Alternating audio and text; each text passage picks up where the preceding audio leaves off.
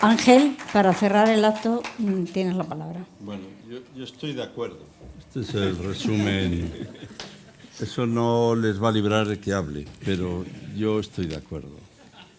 O sea, no solo estoy de acuerdo, sino que me dan ganas de decir, yo quiero que gobiernes tú, Alejandro. Y bueno, lo voy a decir un poco más amplio. Yo quiero que gobernéis vosotros. Y ahora lo voy a decir más amplio. Yo quiero que gobernemos nosotros. Yo creo que si hay razones para merecer confianza, para necesitar confianza, para solicitar confianza, se han expresado hoy aquí. No es lo mismo ni da igual. Creo que una de las cosas que caracteriza de luego a un pensamiento socialista es no aceptar ninguna de esas dos frases. Ni es lo mismo ni da igual. A mí la gente a la que le da todo igual me parece peligrosísima. Según va ganando uno edad en la vida, va quizá importándole menos cosas, pero esas cosas le importan cada vez más. Y desde luego si una cosa nos importa cada vez más, esta podría tener que ver con lo que se viene hablando esta tarde aquí, ¿no? Omar, tú eres candidato además, candidato a estas elecciones, ¿no? También da muchas ganas de votarte, esta es la verdad. Bueno, la alcaldesa no se presenta esta vez, ya ha ganado y ha merecido la confianza, pero también esa confianza nos la devuelve con este acto, con estos actos, con las personas que lo habéis organizado. Y luego Carmela, cada uno le llama como sea, no tiene límite, esta es la verdad. O sea, en cuanto uno se descuida ya está organizando cosas y esta vez nos ha tocado a nosotros, ¿no? A mí me parece que Madrid también es importante y creo que es importante para Madrid que en el gobierno de España sea progresista. A mí me parece muy importante que esto que has contado, Alejandro, es muy importante también para las comunidades, es muy importante para nosotros, para Madrid, es muy importante, ¿no? Nosotros hemos hecho una experiencia. No tenemos un discurso sobre qué pasará si se suman las derechas. Es que nosotros sabemos que si se pueden sumar, suman. Y llamo derechas con finura, porque alguno no es exactamente derechas, es un poco más que eso, ¿no? Y por eso debemos saberlo. Voten en conciencia, elijan lo que crean de verdad, pero con conciencia, sabiendo también que si pueden sumar, Partido Popular, Ciudadanos y Vox sumarán. Si a ustedes les parece bien y lo votan, respetado queda. Pero que nadie diga, yo no sabía que eso iba a pasar. Porque eso no solo iba a pasar, sino eso está pasando. Yo no hablo desde un suponer, hablo desde una experiencia. Y además tengo otra experiencia, la experiencia de lo que pasa cuando eso sucede.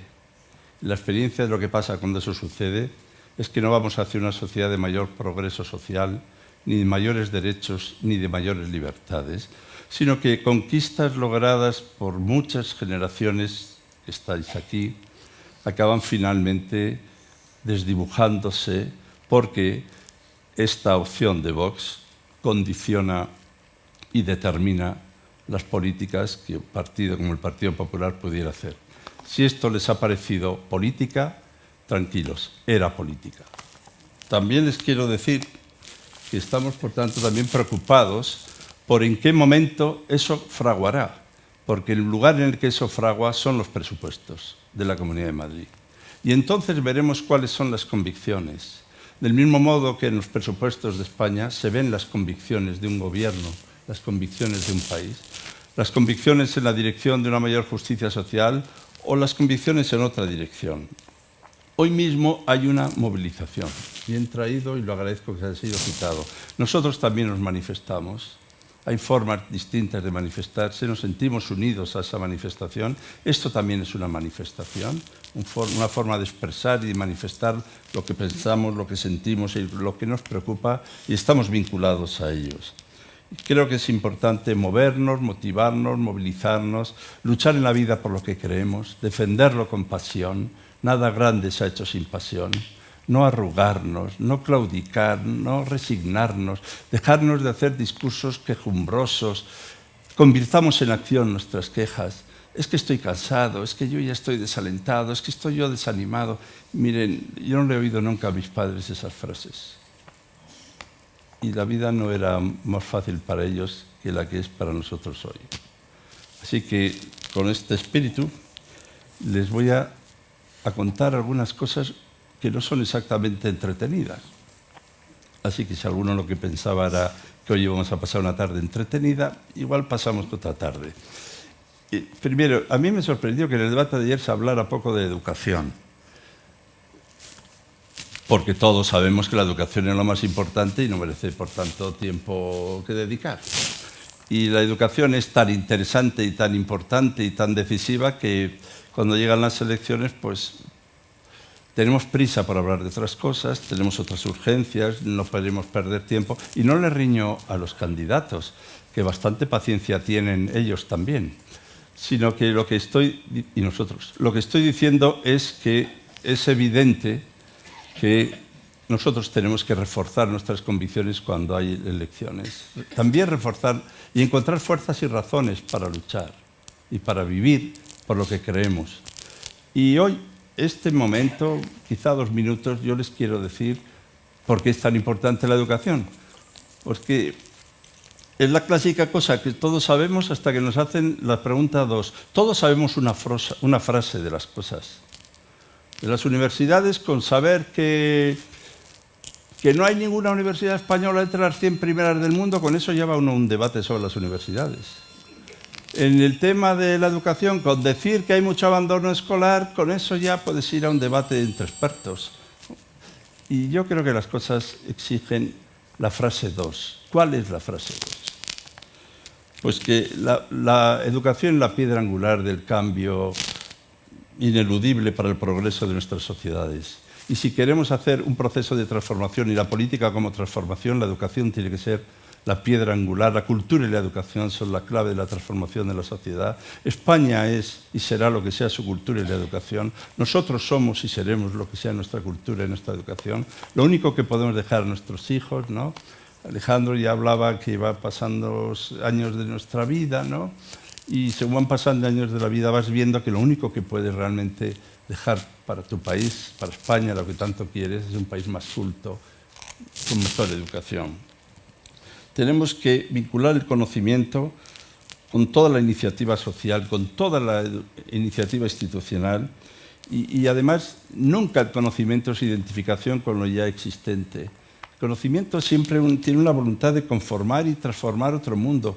No se puede educar para adaptarla al niño, a la niña, al joven, al mundo ya existente. Esa es una forma de educar. ¿Y si el mundo existente no nos gusta mucho? Porque es que a mí el mundo no me gusta del todo.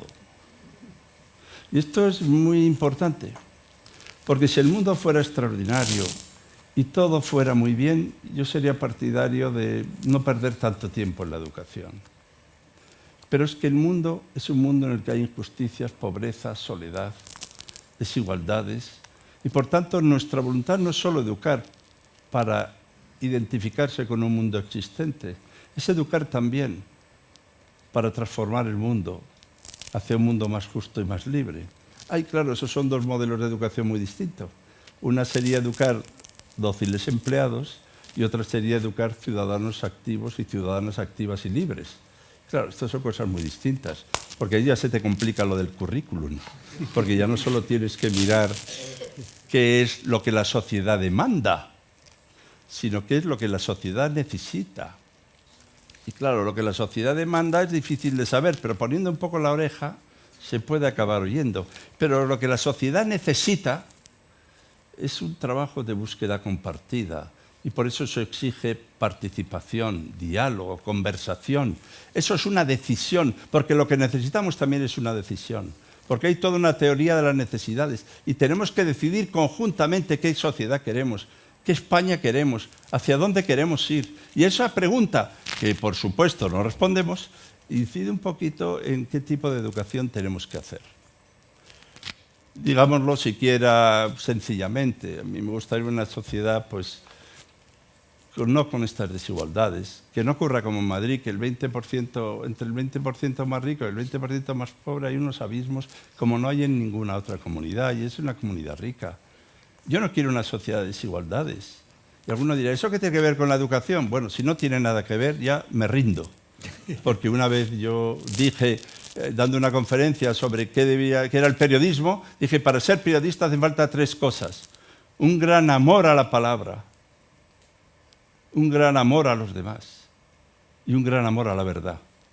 Y un estudiante, no era la autónoma, me levantó el dedo y me dijo, ¿y qué tiene que ver el periodismo con la verdad?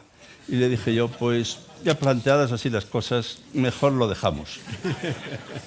Y ahora la pregunta mía es, ¿qué tiene que ver la educación con la lucha contra la desigualdad? Es el mayor factor de equidad, la única posibilidad efectiva de equidad, la única posibilidad que tenemos quienes no tenemos otra cosa que lo que somos para vivir en un mundo de iguales.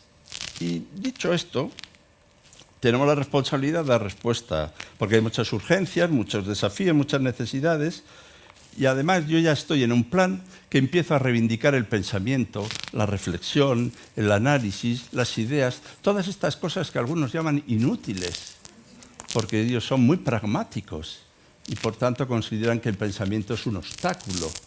Las ideas son siempre una pérdida de tiempo. Vayamos a las cosas, al grano. Bien, toda esta generación avícola, al grano siempre. Yo no estoy en contra de las concreciones, estoy en contra de la escala de valores que nos estamos dando. Porque la diferencia entre unos grupos y partidos y otros no siempre está en los valores, que aquí valores tenemos todos. Esto se ha puesto perdido de valores, esto es un mercado de valores. El problema es la escala de valores. Y en esa escala de valores es donde yo considero que la educación es un factor determinante. Y en esa escala de valores, en primer lugar, siempre están los seres humanos, que ningún ser humano es superior al otro. Aprender eso, vivir esto, aprender a convivir con otros que tienen otras ideas religiosas, otras ideas de opciones sexuales, otras ideas de la vida, otras ideas de la relación con su propio cuerpo, y aprender a vivir y convivir con ellos en un espacio y convivir en la admiración de la diversidad y el reconocimiento de esa diversidad es decisivo. Así que yo soy un gran partidario de la escuela, de los colegios y de las aulas. A las aulas, a las aulas. Lo digo esto porque hay un gran debate de algunos que consideran que se debe educar en las casas, que los hijos son propiedad de los padres, que teniendo dinero puedes enseñar en tu casa perfectamente inglés, alemán, indio y japonés. Perfecto. Pero la educación no solo es un lugar para adquirir conocimientos, la escuela no es solo un lugar para adquirir conocimientos, también es para aprender a vivir con otros, para convivir con otros distintos y diferentes. Y tenemos que crear esas condiciones, y solo en ese ámbito se dan esas condiciones. Y por tanto, con esto me enfrento directamente a quienes están defendiendo que los hijos, posesión suya, son educados según sus propias convicciones, al margen de las decisiones de toda una sociedad, que es una sociedad que vive en convivencia en la diversidad y en la pluralidad. Y alguno dirá, ¿y a qué viene esto? Pues bueno, pues si no lo ven bien, pues lean un poco los debates que tenemos en la Asamblea de Madrid y comprenderán hasta qué punto esto empieza a ser ya una urgencia. También tenemos que crear condiciones de una vida digna y de bienestar. Y yo creo que España y Getafe será lo que sea su educación. Esto es lo que creo, sinceramente. La cohesión, la confianza, las expectativas, esto lo da la educación. Solo a través de la formación y la educación se puede ejercer la condición sin ninguna exclusión, porque ninguna exclusión es mayor que la del conocimiento. Alejen a alguien del conocimiento y eso sí que es excluirle. Hay 2 grandes exclusiones, la pobreza y la ausencia de conocimiento. Esas son la mayor exclusión y la mayor soledad. La pobreza es la mayor soledad y la exclusión del conocimiento también, que produce indefensión y que produce una percepción de no tener la potencia y la capacidad de transformación del mundo. Por eso, educar es un requisito esencial para el sistema democrático. Sin democracia puede haber educación, alguna educación, pero sin educación no puede haber democracia.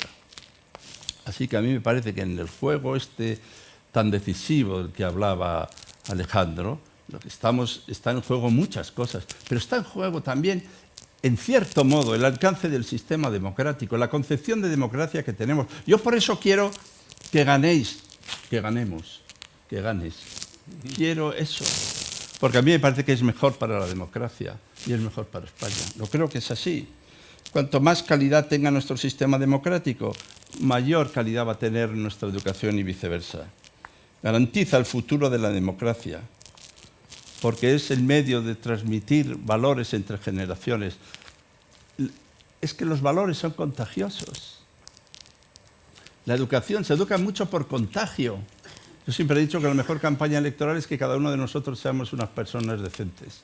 Eso sí que es buena campaña electoral. Y desde luego, se educa por contagio, que es por contacto. Y no solo es contagiosa la enfermedad, que es muy contagiosa la salud, de verdad. Que cuando estás cerca de un buen maestro, de unos buenos compañeros, es que te mejora la salud, en todos los sentidos de esa palabra. Y por eso también quería decir que estos valores democráticos tienen que ver con la solidaridad, con la convivencia, con el respeto a las diferencias, para lograr una mayor cohesión social. Y esto es muy importante, porque hablamos de la unidad de España, pero es que yo creo en la unidad de España, la defiendo y la quiero, pero digo que la educación es uno de los factores determinantes de unidad para nuestro país. Uno lo extrañará, pensará que es mejor la exaltación. Bien, pues a la unidad por la exaltación, pero yo prefiero ir a la unidad por la educación de reconocer que cada uno de nuestros conciudadanos son seres distintos, hermanos, fraternalmente, que seguimos en un horizonte de justicia y de libertad por nuestro país que se llama España. Así que tenemos que promover una educación integral que favorezca la educación de los estudiantes como personas y ciudadanos preparados para enfrentarse a un mundo abierto y en continuo proceso de cambio. Bien, hasta aquí mis cosas. Ahora la pregunta, ¿y esto qué tiene que ver con la cosa de la administración educativa? ¿Qué tiene que hacer la administración educativa? Pues la administración educativa, porque yo también he oído en la Asamblea de Madrid decir que, bueno, ¿qué dice el Gobierno Central de la Educación? Si la educación está transferida. Usted fue ministro de Educación, pero la educación estaba transferida. Usted, como si el Ministerio de Educación lo que tiene que hacer es darse unas vueltas por la tarde a la vista de que todo está transferido. Pero, como muy bien nos ha recordado Alejandro Tiana, primero, la normativa básica es competencia del Ministerio de Educación. La alta inspección, que algún día convendría que habláramos despacito de qué es eso, es competencia del Ministerio de Educación. Y estas son formas de dar respuesta a la igualdad de oportunidades, la igualdad territorial y vertebrar todo el país sobre principios de solidaridad. Y el papel decisivo de la Comisión Sectorial de Educación. Yo todavía me emociono cuando veo imágenes en televisión y veo allí todos los consejeros de todas las comunidades autónomas reunidos con el ministro, con los que trabajáis en el ministerio, articulando y vertebrando país, buscando igualdad de oportunidades para que viva donde viva uno, la comunidad que viva tenga los mismos derechos, las mismas oportunidades. Y creo absolutamente en los programas que den cohesión territorial. Y creo que es un disparate no trabajar en esos programas y no dar oportunidad de cohesión. Y también creo en la lealtad de las comunidades autónomas. Y creo el artículo 2 de la Constitución. Bueno, creo en todos los artículos, pero ahora voy a citar el 2, donde habla del derecho de nacionalidades y regiones que vertebran España, el derecho a la autonomía, y habla de la solidaridad entre todas ellas. Y esto es muy interesante, porque podría entenderse que el principio de autonomía radica en la solidaridad entre las comunidades autónomas, que son la argamasa y la razón y el fundamento de que pueda haber autonomía, toda vez que la autonomía solo tiene verdadero sentido basada en la solidaridad entre las distintas nacionalidades y regiones. Y esto es muy importante. Del mismo modo que la autonomía está vinculada a la rendición de cuentas en la universidad, la autonomía en España está vinculada a la solidaridad. Y por tanto, los principios de solidaridad son principios decisivos también para la libertad individual. Probablemente la educación y la sanidad coordinadas territorialmente y el modelo de financiación son las políticas que garantizan una igualdad real, no abstracta, de los ciudadanos de nuestro país. Estas dos cosas. Así que los que hagan discursos sobre la unidad de España, que yo defenderé, que no se les olvide que la educación, la sanidad y la financiación hacen por la unidad de España más que muchas amenazas de cualquier tipo disfrazadas.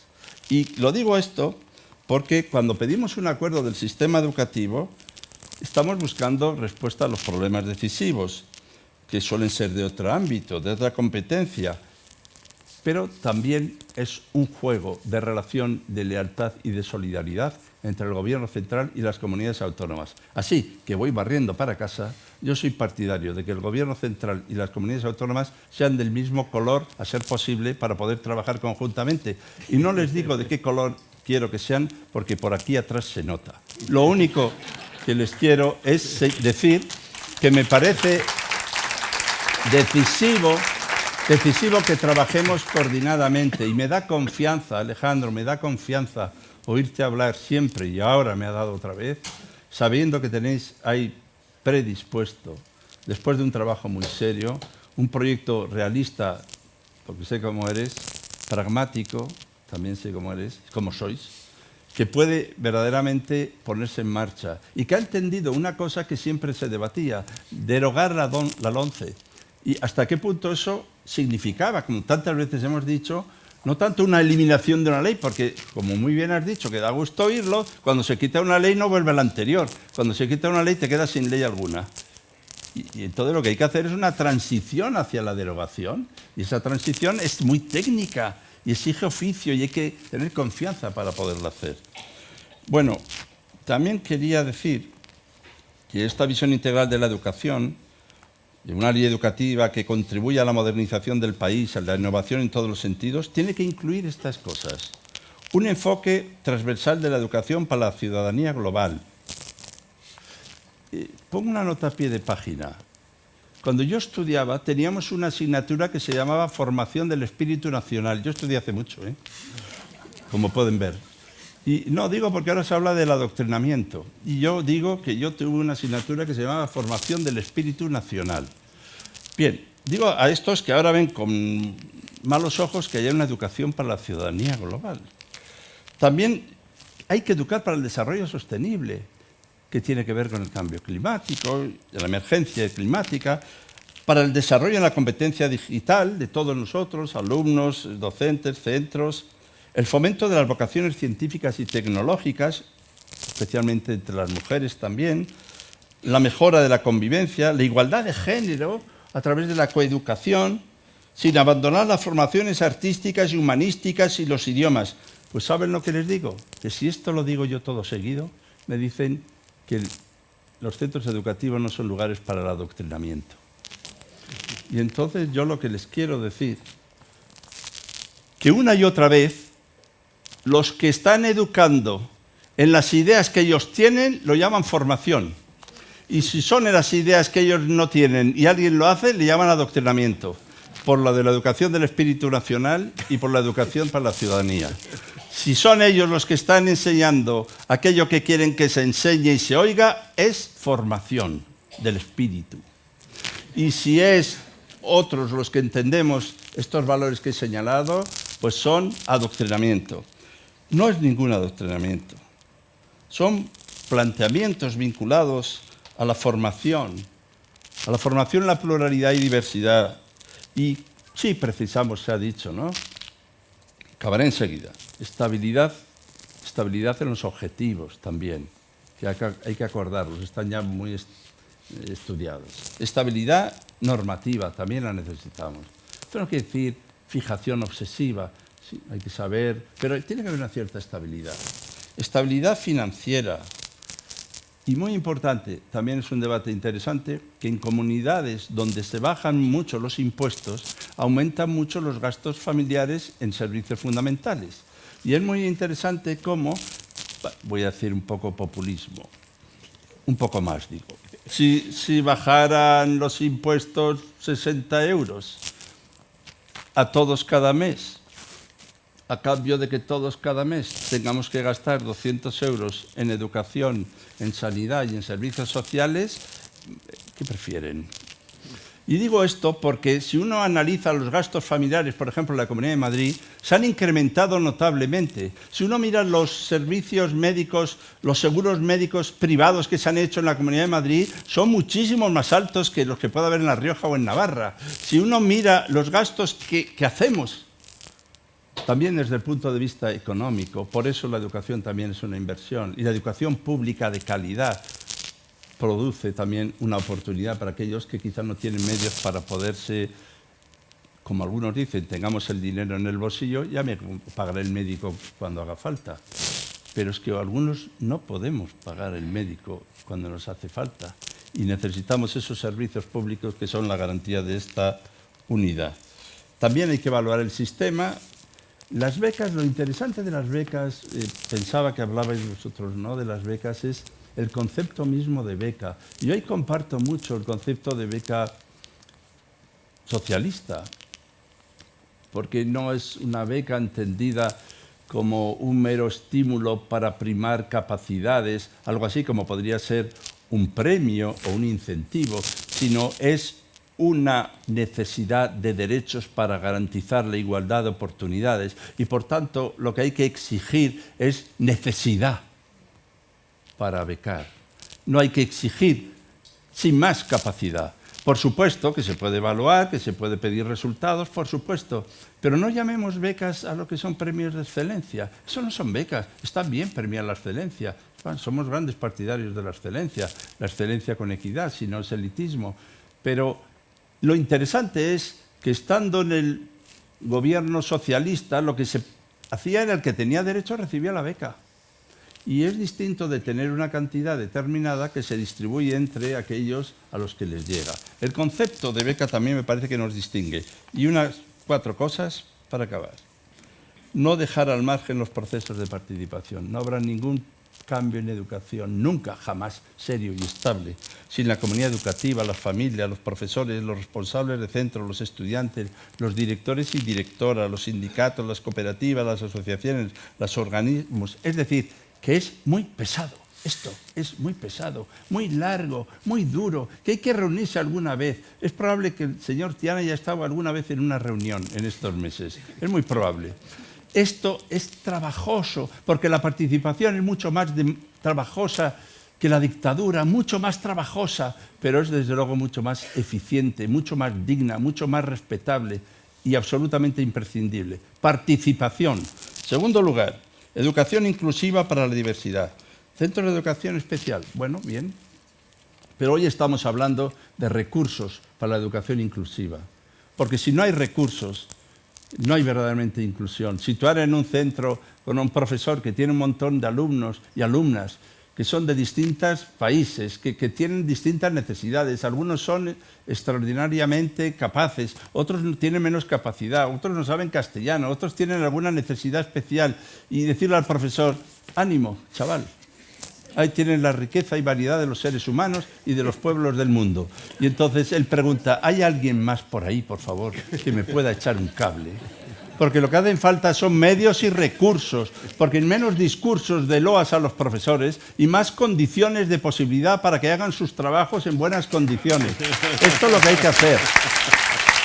Y desde luego, reforzar todas las etapas, estando aquí tú y por lo que he sabido, la educación infantil es el santuario, ¿no?, de la educación, es el germen de la educación, es el germen de la equidad, de la igualdad de oportunidades, el germen de la detección de necesidades de escolarización específicas que se hacen en esas etapas y si no estamos perdidos. Y por tanto, para nosotros esto debe ser una absoluta prioridad, garantizar la universalización y buscar la gratuidad.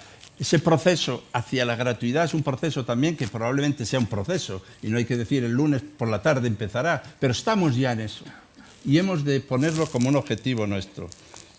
Rebatir y debatir el concepto de libertad. Una de las cosas que a mí me ha sorprendido al llegar a la Comunidad de Madrid es que el Partido Popular se presentó diciendo que era el partido de la libertad. diciendo la candidata, ahora presidenta, que ella lo que promoviera la libertad. Yo había oído eso de que socialismo es libertad desde más chaval, había oído eso de libertad sin ir a libertad, y yo quiero decir que es muy importante que no nos roben esa palabra. Porque aplicada a la libertad de centro, libertad de elección, libertad una y otra vez, muchas veces lo que se hace es promover un cierto liberalismo, que no es exactamente lo mismo que la libertad. La libertad debe ser también libertad de oportunidades, libertad de condiciones, libertad también para hacer lo que uno debe. La libertad no es hacer lo que uno quiere. Porque yo llegué a oír en la asamblea que alguien dijo que queremos ser libres, hacer cada uno lo que le dé la gana. Y miren, señoras y señores, la libertad no es hacer lo que uno quiere ni lo que a uno le da la gana. La libertad es hacer lo que uno debe. Esa es la libertad. Y entonces la historia está en que otra cosa es que ya si coincide lo que uno quiere con lo que uno debe, ya es la dicha absoluta. Eso es otro tema. Pero no podemos permitir que se llame libertad de elección de centros a lo que se hace. No se puede llamar libertad de elección de centros. Son los centros los que más bien a veces pueden elegir. Y no podemos caer en esta percepción que siempre que se habla de la educación nos encontramos con el discurso que ellos esgrimen, por lo visto, nuestra planificación soviética a su libertad absoluta, que es liberalismo, que es oportunidad para unos frente a la incapacidad de otros para tener esa posibilidad. Equidad y oportunidades, base en la escuela pública de calidad, recursos y atención a la diversidad, importancia del centro, del aula, de los entornos como educación. Tenemos que amar el aula, amar las aulas y los centros, recordar cómo la institución libre de enseñanza nos enseñó la importancia de los espacios como lugares educativos, la importancia del ejercicio, la importancia de la lectura, la importancia de la salud, recobrar esos centros. No digo que todos los centros educativos son centros de salud, pero estaría dispuesto a defenderlos. Y quizá la profesión de profesor, la incorporación, la promoción, la formación permanente, el diseño en un profesor claro. Y aquí ahora, no sé, hoy cuando pensaba en esto, no sé, me acordaba de Alfredo Pérez Rubalcaba. Me acordaba de él en sus empeños por también buscar el MIR educativo, buscar un camino para organizar esto, ¿no? Y, bueno, que yo soy partidario del acuerdo, quería decir. No estoy a favor de las infraestructuras por fases, del acuerdo político y social, del acuerdo parlamentario y legislativo, de la suma de consensos parciales. Y muchas veces hemos hablado, Alejandro y yo, también de este punto de romántico que tiene la idea de defender un pacto educativo. Él, con un principio probablemente más pragmático, siempre buscaba los consensos posibles, acuerdos menores que conjuntamente pueden dar lugar, en su caso, quizá a un pacto educativo. Pero déjenme soñar en la posibilidad de que en España haya alguna vez un pacto educativo, social, político y parlamentario. Muchas gracias.